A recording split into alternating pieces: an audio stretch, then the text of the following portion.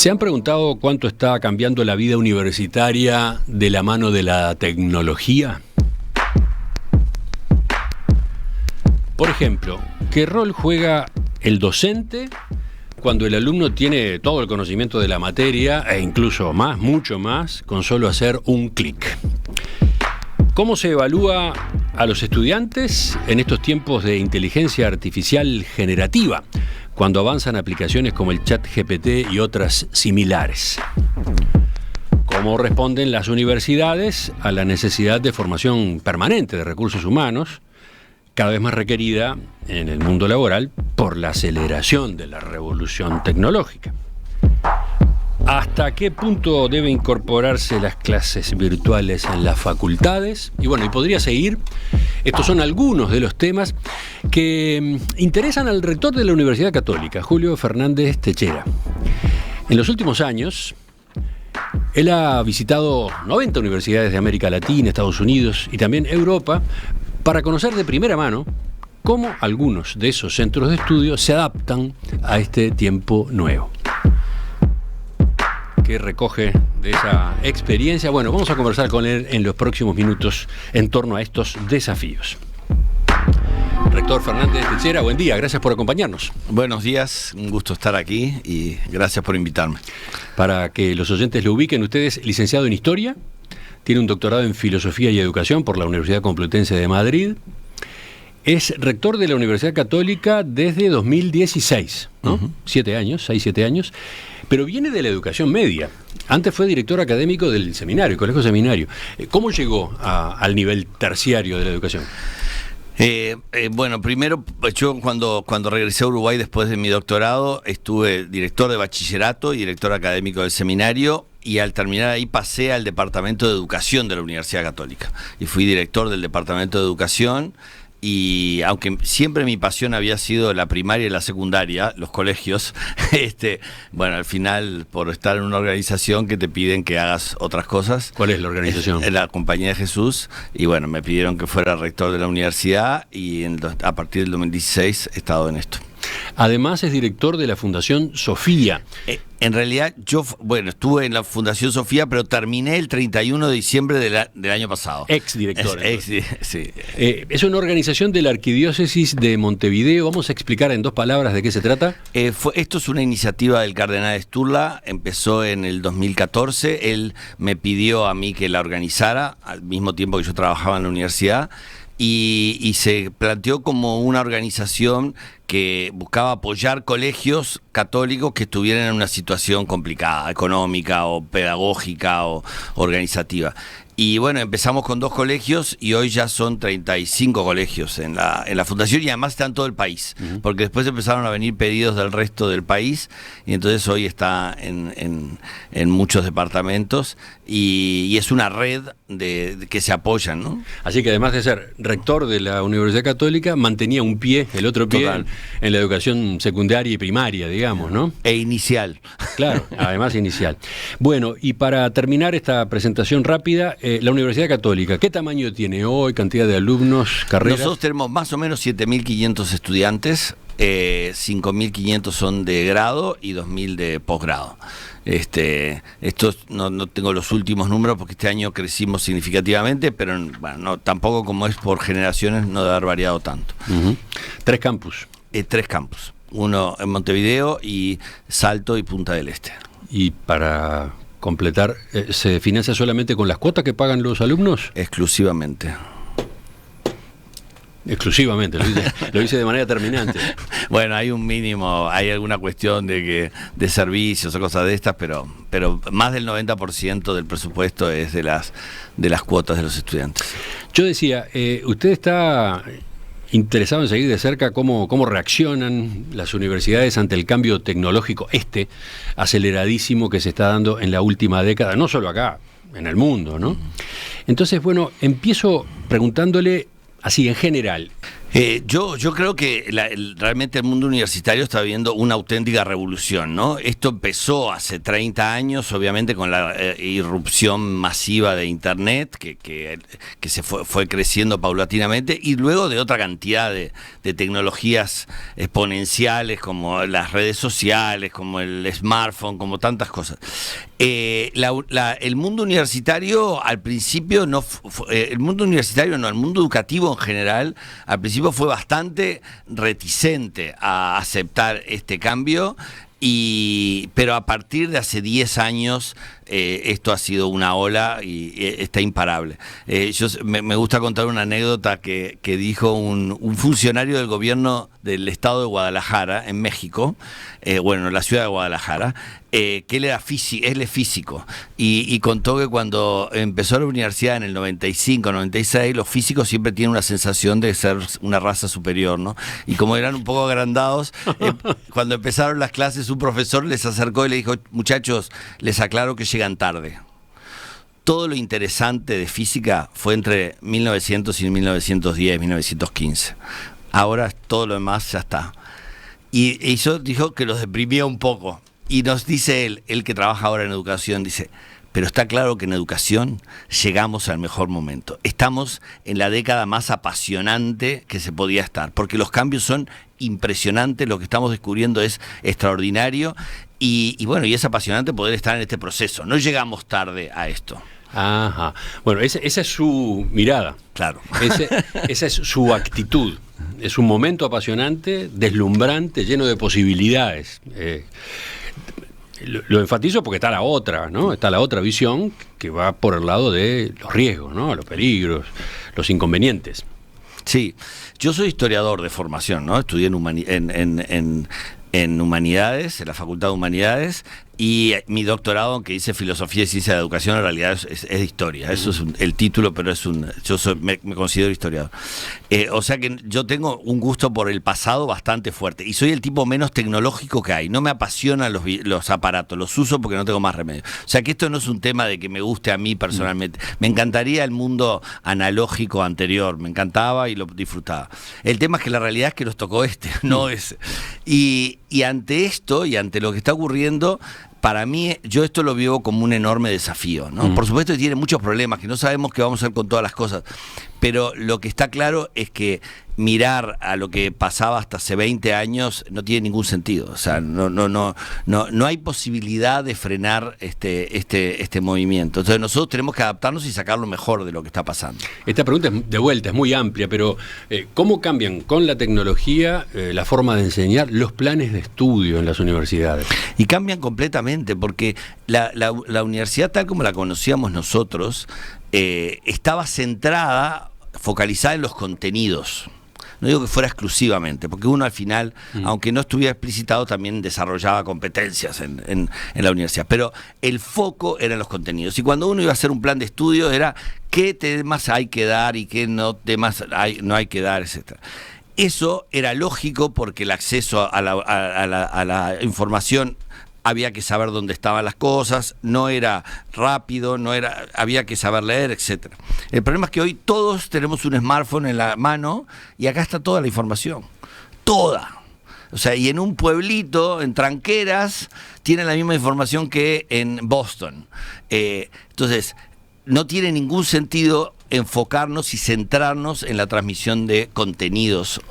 Lo que tenemos la universidad tiene que recuperar, yo creo que algo que es el origen de la universidad, que la universidad medieval era mucho más centrada en la formación de la persona y en el desarrollo de no lo llamaban así, pero de competencias para la vida, que después en el modelo napoleónico se centró mucho más en las profesiones y en el contenido. Entonces, hoy la universidad tiene que cambiar radicalmente, y para eso no pueden seguir siendo los mismos planes. No tiene sentido que demos todos los temas, no tiene sentido que enseñemos todas las cosas tal como están hoy, porque cambian inmediatamente. Bueno, a eso iba, ¿no? Además de que el conocimiento está disponible urbi et orbi para cualquiera en cuestión de un segundo, además resulta que el conocimiento que se adquiere en la universidad no es para toda la vida.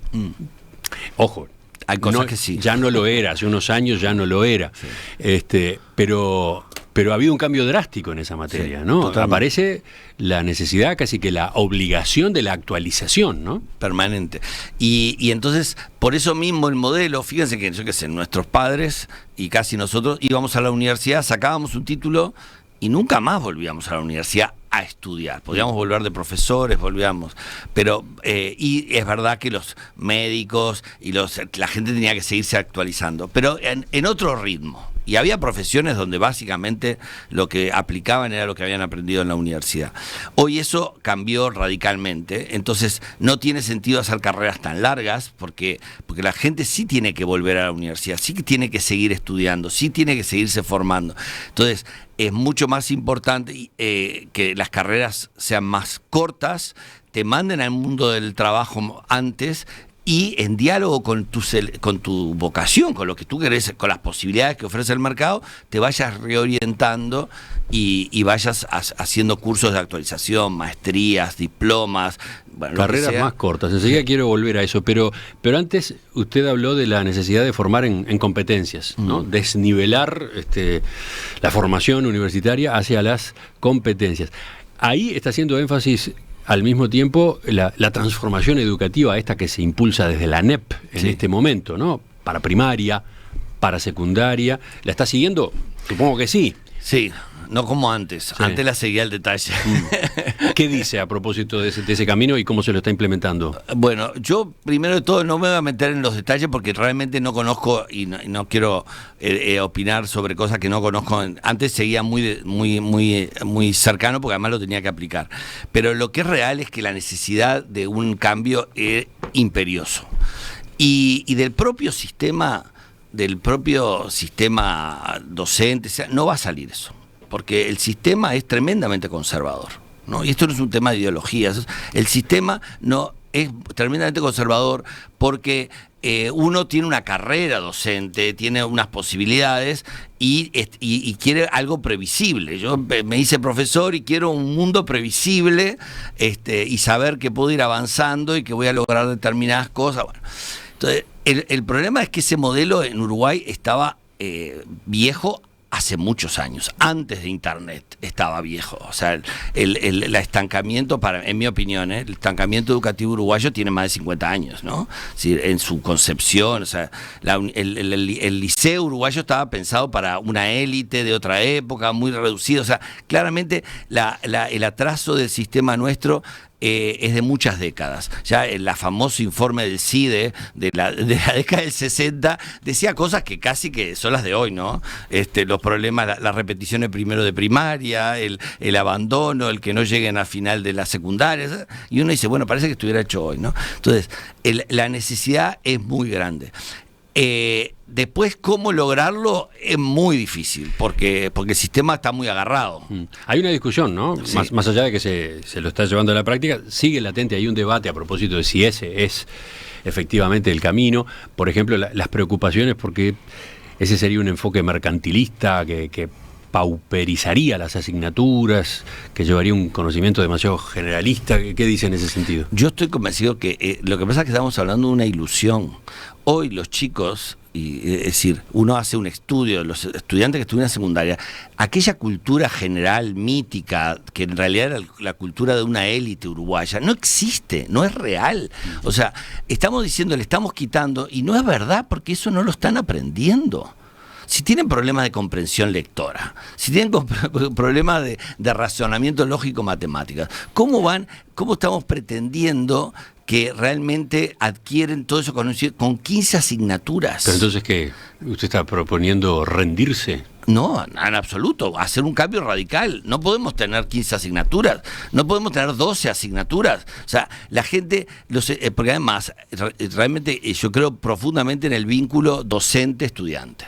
Es clave, los buenos docentes son claves en la formación. Eso no lo sustituye ni Internet, ni el ChatGPT, ni nada. Entonces, pero para eso tiene que haber convivencia. Y si yo tengo 2 horas con este profesor y 3 horas con el otro y 4 y 2 con el otro, no tengo ese vínculo, ¿verdad? Que en la primaria se da, pero en secundaria es muy difícil que se dé. Entonces, ese seguimiento, conocer el estudiante, qué es lo que necesita, bueno, eso necesitamos muchas menos asignaturas, porque además no son necesarias para desarrollar todas las competencias fundamentales de este siglo XXI. O sea, si yo quiero enseñar el método científico, no tengo que enseñarlo en física, química, biología, matemáticas, lo puedo enseñar en una materia de ciencias. Es decir, entonces hay cosas de estas que el sistema hay que ver cómo se fue configurando y que hoy hay que romperlo completamente y decir, no, miren, y de hecho la reforma es tímida en eso. La reforma es tímida. No es que se animó a recortar la cantidad de asignaturas. Que, ojo, es muy complejo porque la gente es su trabajo y porque la gente tiene expectativas y la gente quiere tener seguro. Entonces, hay que ser muy creativos para lograrlo, pero la realidad no es que estamos haciendo un cambio radical. Bueno, pero y entonces, a nivel universitario, ¿ya se está en ese vuelco? En el caso de ustedes en particular. Claramente, nosotros completamente. Y supongo que les va a servir que los jóvenes que llegan a la universidad vengan ya con camino adelantado en esa materia, ¿o no? Sí, de hecho, una de las cosas curiosas, antes de que llegara a la universidad, cuando yo estaba en el departamento de educación, vinieron unos españoles que estaban en esto del cambio radical en primaria y secundaria y nos contaron todo el sistema que estaban haciendo, y alguien preguntó en un workshop que hicimos ahí de los profesores, uno dijo, bueno, pero ¿qué va a pasar cuando lleguen a la universidad? Y entonces el español dijo, la universidad tendrá que cambiar. Y a mí eso me quedó grabado. Y cuando asumí de rector, lo que dije es, la universidad tiene que cambiar. O sea, la universidad se tiene que adaptar a este mundo. Y es lo que hemos estado trabajando y haciendo, ¿no? Y el cambio, claro, es una universidad mucho más reducida, mucho más factible hacerlo, pero lo estamos haciendo. Realmente el cambio ha sido muy grande, ¿no? Es decir, por ejemplo, suprimimos los exámenes. Aquello de que había periodos de exámenes, 3, 7, no sé cuánto, no existe. Ahora se termina el curso, evaluación continua, se termina el curso, o aprobaste o no aprobaste y lo tenés que hacer de vuelta. Entonces, ese es un cambio. Es un cambio enorme. Pero hablábamos del acento en las competencias. Claro, porque, bueno, ¿y cómo se evalúan las competencias? En serio, porque esto de las competencias, como cualquiera de los temas del lenguaje, puede ser un cuento chino, ¿no? O sea, aquello del gato pardo, de cambiemos para que todo siga igual, en educación somos especialistas, de cambiarle los nombres a las cosas y que siga siendo básicamente lo mismo que se hacía antes, y además nos encanta esto de las palabras y de esta está anticuada y decirlo de toda la vida, lo mismo, hasta las competencias.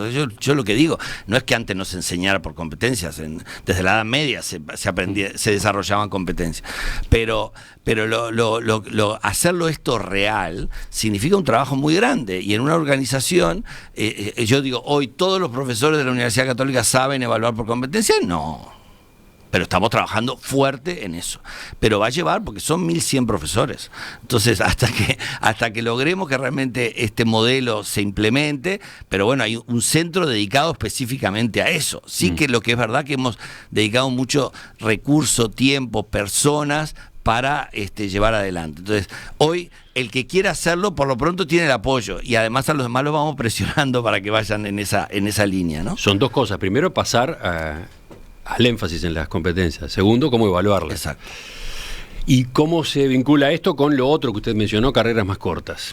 Y bueno, porque el tema es que las competencias que hay que desarrollar no necesitan tantos años. Y porque estoy pensando en que esa persona tiene que hacer un máster muy probablemente enseguida. O sea, cuando a veces uno dice, acortamos las carreras, no es para que tengan menos nivel o que sepan menos. No las acortan, sino que las reparten en pedazos. Las repartimos en pedazos, de alguna. Pero lo que pasa es que es muy distinto, porque no es lo mismo que el título básico lleve 6 años, a que el título básico lleve 4, y yo en los otros 2 o en el año siguiente elija algo que ya tiene que ver con mi orientación. Si yo tomo la carrera de psicología, que hoy es una carrera muy versátil, por ejemplo, además de las más populares del Uruguay, bueno, yo puedo ser psicólogo clínico, o puedo ser psicólogo educacional, o puedo ser psicólogo de empresas, bueno, y es muy distinto. Entonces, si mi carrera básica es de 6 años, no es verdad que voy a salir experto en clínica, educación y empresa. Mejor es que sea de 4 años y que sí tenga la posibilidad de especializarme en serio en alguna de estas áreas, ¿no? ¿Ese es el orden de acortamiento de las carreras? ¿De 6 a 4 años? No, ya de hecho, no? de 6 quedan muy pocas. Por eso. Hay de 5, las ingenierías, por ejemplo, y derecho, y después la mayoría ahora son de 4. ¿Pero la de ingeniería ya está acortada o tiene que acortarse más todavía? En Europa, por ejemplo, son de 4. 4 más 1, que es este máster. Pero esto también permite que ese máster sea más orientado y no sea el título básico. O sea, yo creo que ingeniería estaría bueno que fuera 4 más 1. En el caso de derecho, que fuese una licenciatura de derecho de 4 años y un máster habilitante, aquel que quiere dedicarse al ejercicio profesional del derecho, pero hay muchos que van a ser licenciados en derecho y luego se van a dedicar, hacen un MBA y se dedican al mundo de la empresa o hacen otra cosa. El gran tema también hoy es la flexibilidad de que uno construye su carrera profesional, ¿no? Y esto siempre existió, y si nosotros nos ponemos a pensar en amigos nuestros, vamos a encontrar uno que estudió tal cosa y después hizo otra, pero era más raro. Hoy esto es permanente, ¿no? Es decir, que alguien eligió una carrera y a los 4 años, ¿saben? Pero no, en realidad yo no me quiero dedicar a esto, o me gustó, me sirvió, pero me quiero enfocar a otra cosa. Y hace un máster y se reorienta a otro tipo de cosas. Pero, por ejemplo, Uruguay todavía tiene un déficit de máster pensados para recién graduados. La mayoría de nuestros... ¿A qué se refiere con eso? Claro, porque no es lo mismo pensar una maestría para gente que tiene 6, 7, 8, 10 años de experiencia profesional que una maestría para alguien que está... que acaba de recibir, que tiene 22 años. La maestría inmediatamente después del título. Eso, sí. que yo creo que es un área que el Uruguay tiene que desarrollar, ¿no? Es decir, porque también es cierto que esos cursos básicos de 4 años, no, hay áreas que no te da suficiente tiempo para haber profundizado.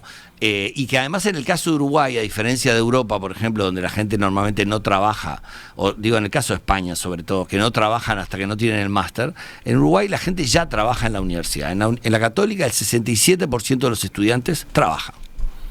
67%. Y ese otro 23 o 33 son los de primero, segundo, pero entonces lo interesante es que la persona puede hacer este máster trabajando porque ya está más orientado. A mí me interesa dentro de la ingeniería, sí, pero por ejemplo ingenieros civiles que se dedican hoy a medio ambiente. Bueno, yo voy a hacer mi maestría ya en temas de medio ambiente porque estoy en eso, no voy a hacer sobre carreteras porque no. Entonces, que el joven pueda orientarse él mismo y elegir hacia dónde ir. Y no hacer cosas para tener un título. La cantidad de cosas que nosotros teníamos que estudiar que no nos sirvieron para nada es impresionante. Eso implica a su vez que una institución quizás termina teniendo una enorme variedad de opciones de estudios. Claro. Si consideramos las de grado y posgrado, eso también es un cambio, ¿no? Claro, enorme, sí. Y sí, nosotros tenemos casi 40 carreras de grado y más de 25 de posgrado, 30... son 70 programas distintos. Pero también los programas tienen que ser mucho más flexibles. Bueno, a eso iba con la pregunta. ¿Con el estado al que han llegado hasta ahora es suficiente o tienen que seguir reestructurando? ¿Tienen que Siempre. seguir? No, pero ¿en qué sentido? ¿En qué sentido? ¿Cuál es el próximo paso? Bueno, primero que hay que estar mirando lo que está pasando, ¿no? Es como esto del ChatGPT que llegó y bueno, hace 6 meses no estaba. Ahora hablaremos de eso en particular. Pero lo que quiero decir es, parte del el Uruguay es una sociedad bastante reacia al cambio, ¿no? Y yo siempre he sido un tipo bastante inclinado al cambio, pero lo que me recuerdo cuando estaba en el colegio y recién empecé y quería cambiarlo todo, es que decía, bueno, pero ¿cuándo se termina esto? Porque en el fondo la gente estaba dispuesta a hacer cambios, pero pasar de un sistema estático a otro sistema estático. El problema que yo siempre le digo, no es que esto no se acaba nunca. Lo que ustedes tienen que entender es que pasamos de un sistema estático a un sistema dinámico y que ahora estar atentos qué tenemos que hacer para mejorar y para profundizar y para abrirnos.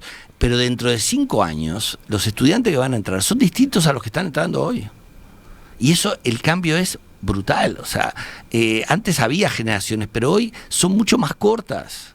Porque el chico que entra hoy con 18 años no es como el que tiene 28. No tiene nada que ver.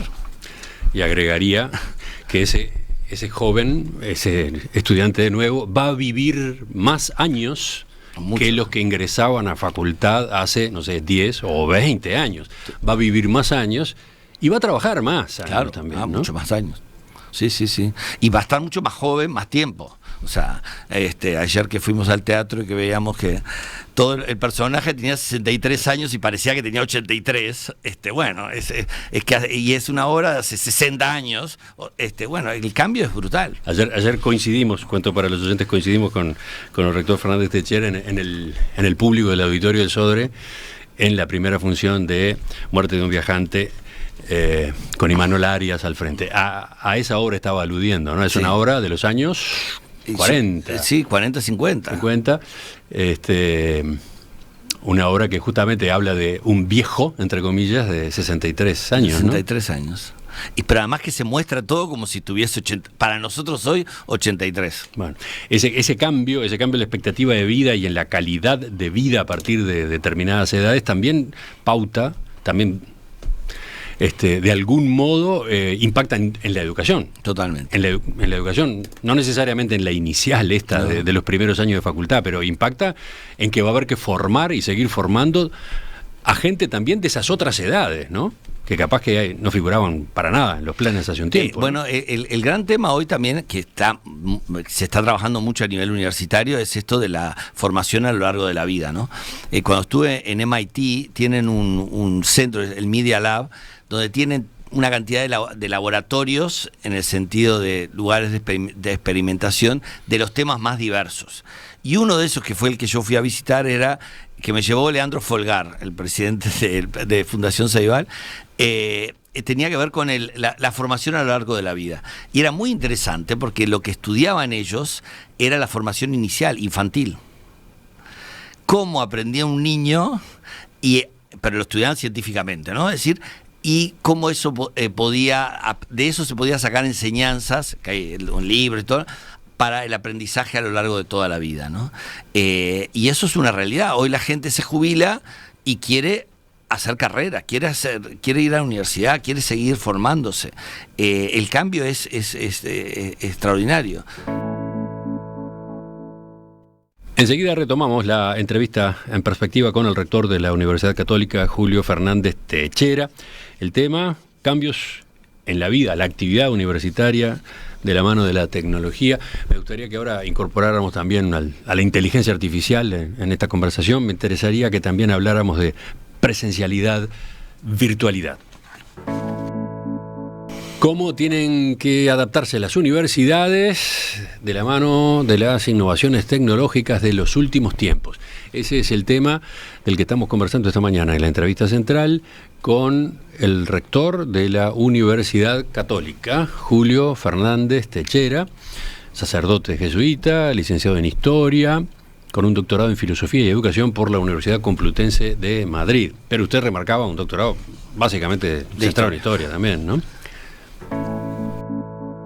Antes de avanzar a los otros puntos que yo mencionaba recién, y a partir de lo que miraba en la pausa de los mensajes de los oyentes, un par de ampliaciones. A ver, con respecto a las carreras más cortas, dice este oyente, lo que propone no es lo mismo en algunos aspectos a lo que ya está instaurado. En ingeniería, por ejemplo, hay un troncal común y después te especializás.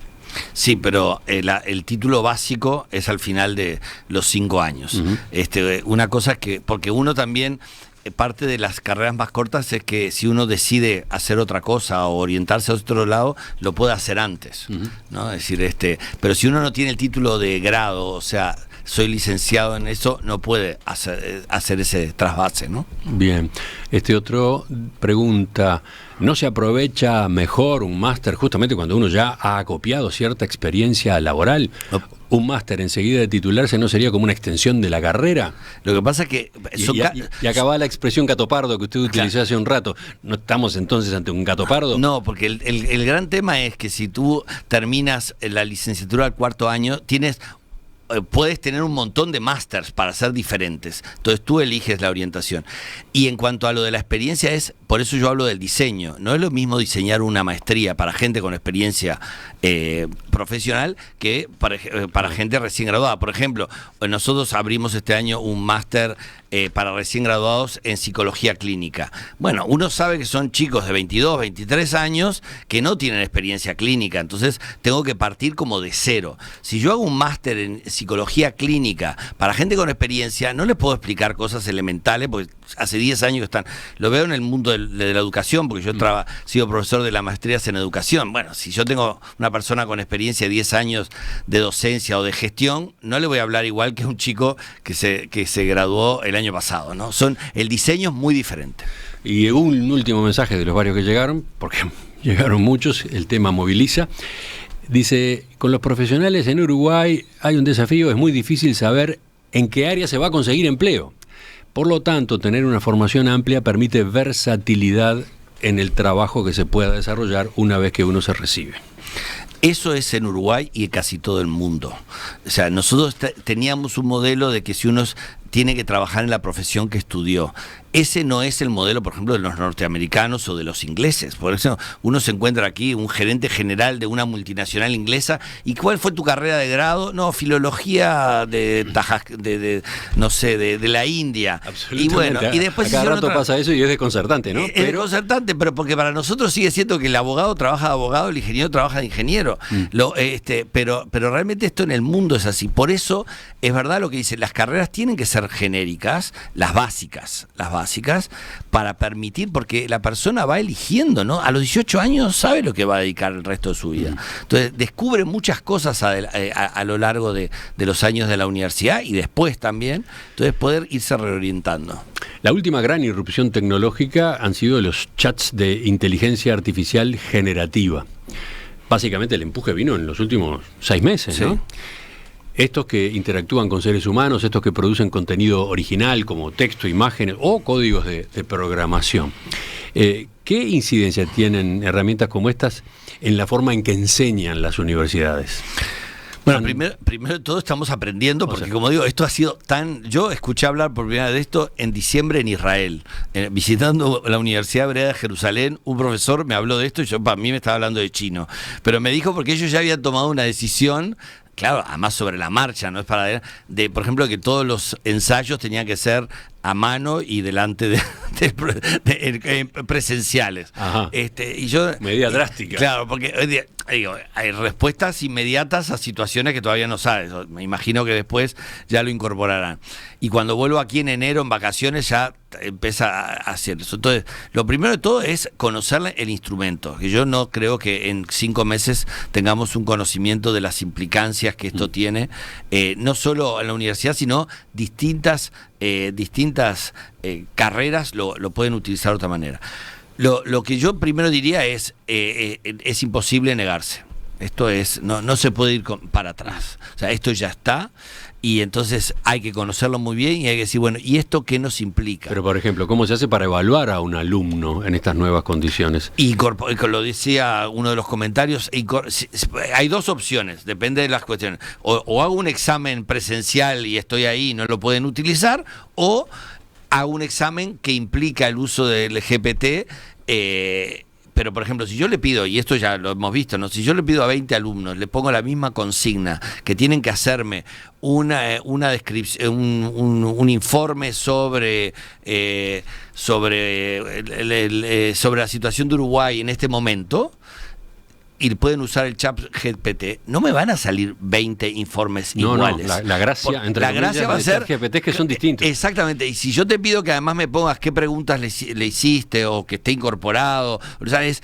Y probablemente van a salir de calidades muy distintas, porque unos van a salir lo que te dijo el chat GPT tal cual, no le supiste hacer preguntas inteligentes, no supiste usarlo, y otros van a salir obras maestras. Entonces, por eso la importancia de conocer el instrumento y poder plantear cosas que se vea eso, ¿no? Una cosa es un examen, otra cosa es, yo qué sé, una tesis, ¿no?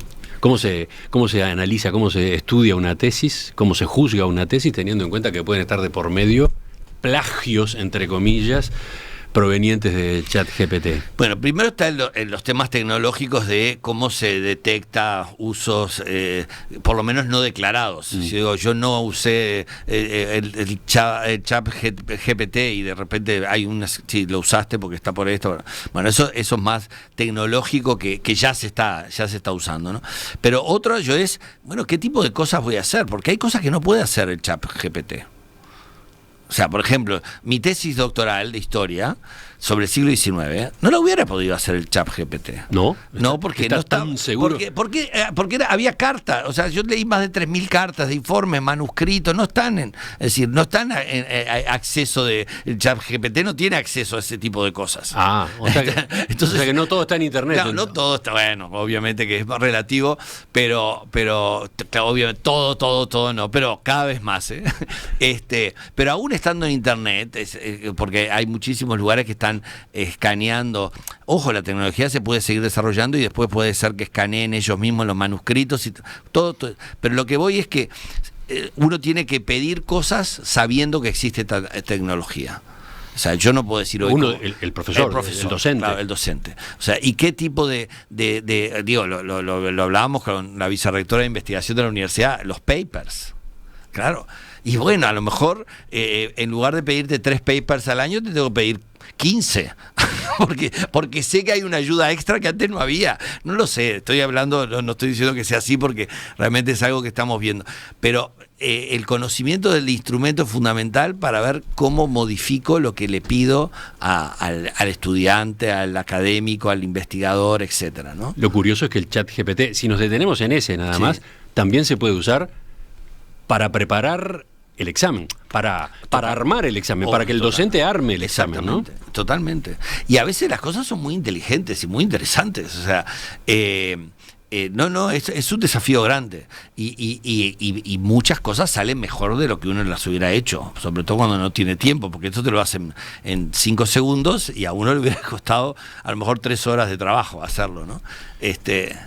Pero entonces, para redondear esta parte, ustedes están en este momento en el proceso de digestión del ChatGPT.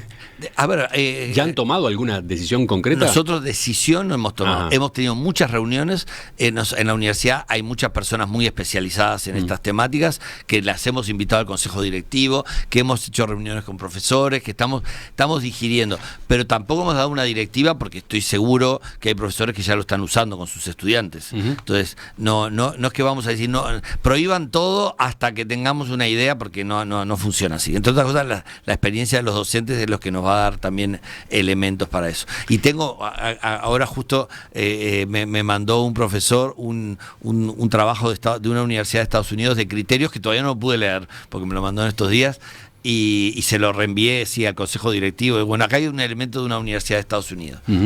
Bien, y para terminar esta segunda parte de la entrevista, le pregunto por virtualidad, presencialidad.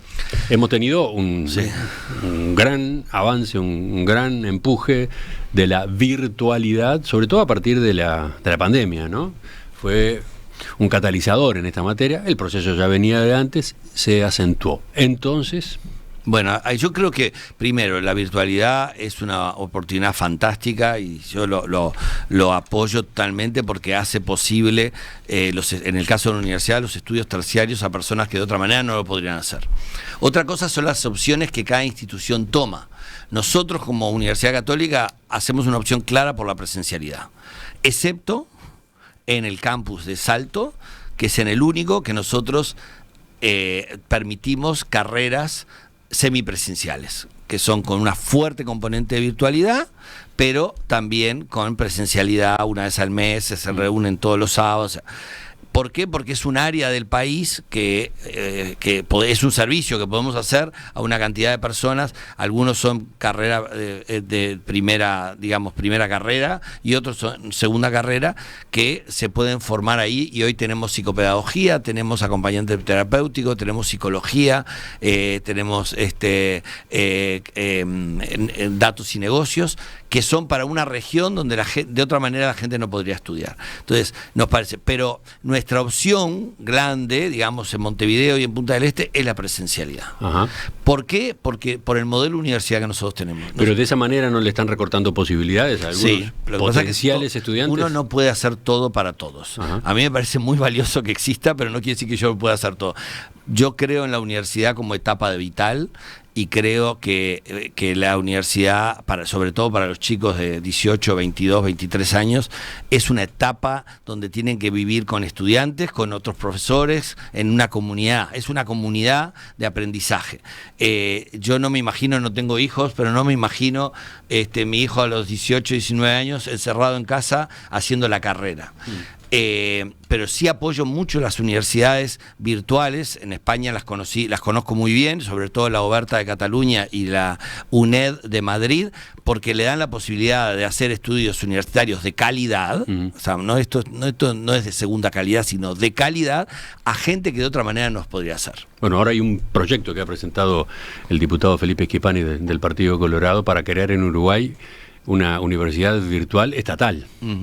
La Universidad Virtual del Uruguay.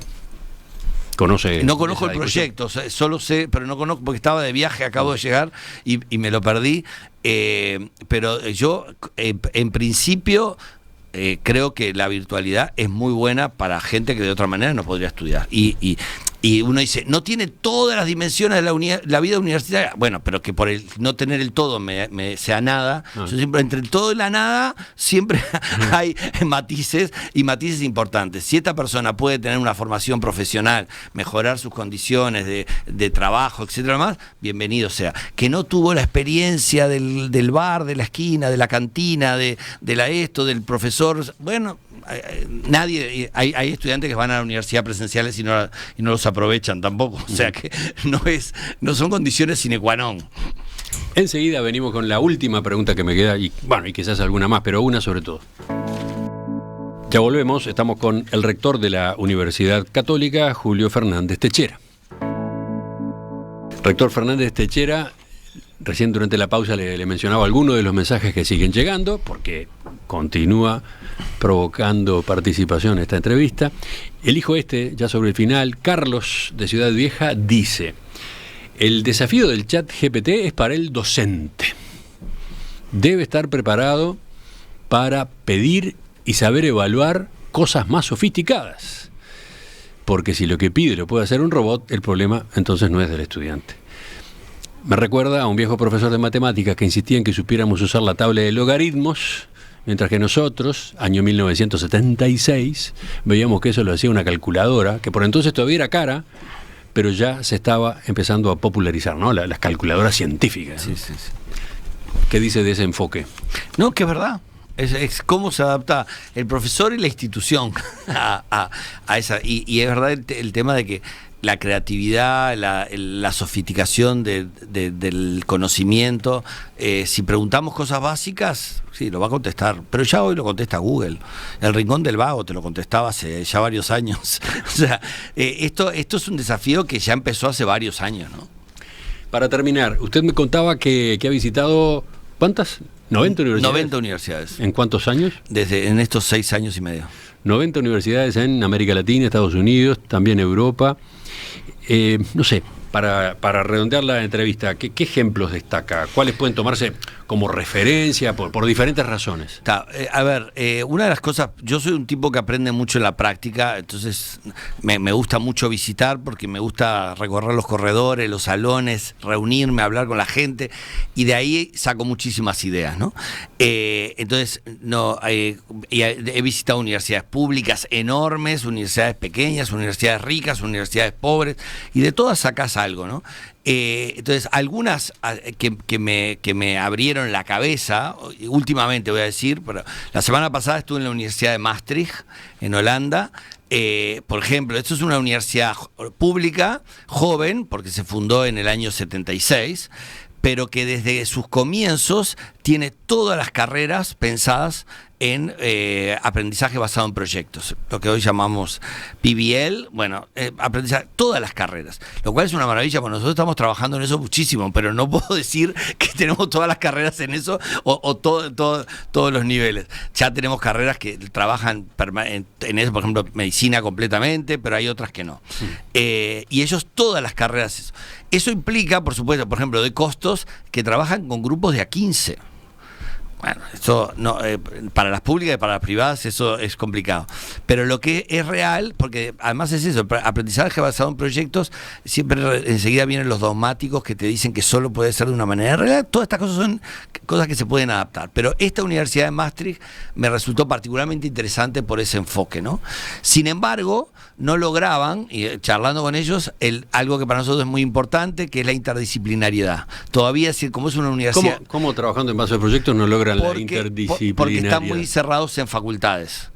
Tienen un modelo como que entonces sí intentan la interdisciplinariedad, pero entre ingenieros, entre abogados, pero por el tamaño de la universidad y bueno, y porque por la organización que era de ese momento, el modelo napoleónico de facultades con un alto grado de autonomía, hace muy difícil la interdisciplinariedad real, que es que se sienten en la misma clase uno que estudia ingeniería, con uno de empresa, con uno obviamente que depende de las asignaturas.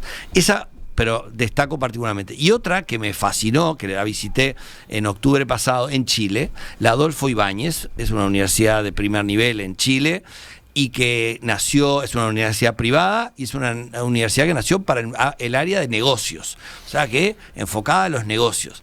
Y sin embargo, ellos tienen un core curriculum, que le dicen los americanos, una parte del currículum muy grande, 18 asignaturas, o sea, no estamos hablando de 2 o 3, 18 asignaturas de formación en artes liberales, filosofía, arte, humanidades, literatura. 18. ¿Y entonces?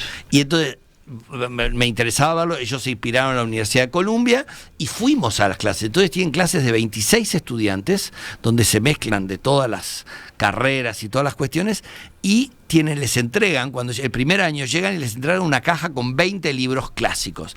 Pero el curso se llama Introducción al Pensamiento Contemporáneo. Y ahí leen La República de Platón, La Divina Comedia, bueno, etcétera, ¿no? Y trabajan con los profesores en pensamiento crítico, análisis, o sea, desarrollan esas competencias de que hablamos que tienen que ver con, sobre todo el pensamiento crítico y también la comunicación, porque aprenden a hacer ensayos, a hablar en público, etcétera. Pero esto, o sea, una universidad privada y que además orientada a los negocios, me sorprendió que tenga una valoración tan fuerte de la formación humanística, que es algo que a mí me gusta mucho de Estados Unidos, del modelo del college de los Estados Unidos, y que nosotros en la Católica estamos ahora haciendo, pero por ejemplo nuestro core es de 3 asignaturas. Entonces, ¿qué? ¿Viene un aumento en esa materia? Estamos discutiéndolo, pero creemos que sí, pero no vamos a ir a 18 ni cerca, pero estamos discutiendo si ponemos 2 más. A ver, ¿cuáles son hoy las que existen? Nosotros hoy lo que tenemos, la Universidad Católica desde que se fundó tenía 3 materias, que eran ética, antropología filosófica y fenomenología de la religión. Pero eran materias fijas y específicas para cada carrera. Hoy el Departamento de Humanidades son 3 áreas. Entonces, el Departamento de Humanidades, después del turno, ofrece un montón de carreras, de materias de ética, un montón del área filosofía y un montón de sociedad y religión. Y el estudiante lo que tiene obligación es de elegir una en cada área. Ajá. Pero también puede, si le gusta, y hoy está pasando, puede hacer varias materias y sacar un minor, por ejemplo, en ética. Se hace 6 materias diferentes de ética, tiene una especialización, digamos, en ética, o 6 materias diferentes en filosofía, etcétera. Entonces, es un cambio muy grande y muy positivo, pero hoy estamos viendo si lo aumentamos un poco. Y, por ejemplo, ¿para dónde podrían aumentarlo? A mí lo que pasa es que lo que me ha gustado, estamos discutiéndolo, esto es muy emborrador, pero a mí me gustaría un poco algo como lo que tiene la Adolfo Ibáñez. No, en este caso no materias así, sino libros fundamentales que todos los estudiantes de la UCU leen. Ajá. Más chico va a ser, no va a ser, pero es decir, digamos, vamos a elegir 6, 7 libros importantes y los vamos a leer juntos. Entonces, a mí me gustaría que estas 2 fueran por esa área. por ese lado, pero estamos en discusiones. Julio Fernández Techera, sacerdote jesuita, doctor en Filosofía y Educación, rector de la Universidad Católica del Uruguay desde el año 2016. Le agradezco que nos haya visitado esta mañana y dejado todos estos temas para la reflexión de los oyentes y para esta serie de entrevistas que venimos realizando en distintos asuntos, pero en particular en educación universitaria, en los que conviene que pensemos, ¿no? Y que busquemos el futuro, mirando hacia adelante, ¿no? Muchas gracias, Emiliano. La verdad que ha sido un gusto. Es un tema que me apasiona y que creo que el Uruguay tiene que seguir hablando, discutiendo y buscando cosas nuevas. Volvemos a conversar en cualquier momento. Gracias.